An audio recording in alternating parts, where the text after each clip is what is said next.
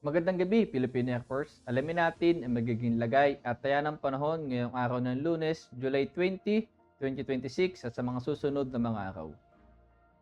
Para sa ating synoptic situation, ang southwest monsoon ang nakakapekto dito sa kanlurang bahagi ng ating bansa.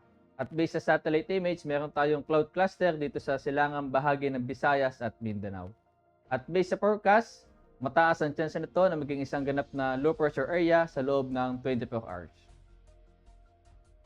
At para naman sa general area forecast, sa Batanes, Babuyan Island, Ilocos Region, Cordillera Administrative Region, Bataan, Metro Manila, Cavite, Batangas, Mimaropa, Western Visayas, Negros Island Region, at Mindanao ay makakaranas ng bahagyang maulap hanggang sa maulap na kalangitan na may pulo-pulong pag-ulan, pagkulog at pagkidlat.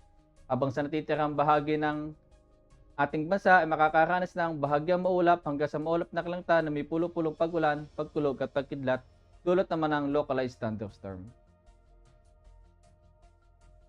At para naman sa susunod na 3 araw dito sa Metro Manila, Cavite, mula Miyerkules hanggang Biyernes ay makakaranas ng bahagyang maulap hanggang sa maulap na kalangitan, may pulo-pulong pag-ulan, pagkulog at pagkidlat.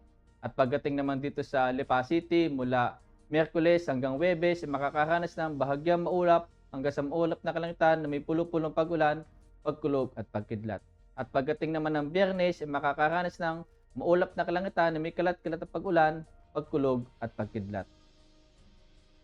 At pagdating naman dito sa Angeles, mula Miyerkules hanggang Biyernes ay makakaranas ng bahagyang maulap hanggang sa maulap na kalangitan na may pulo-pulong pag-ulan, pagkulog at pagkidlat.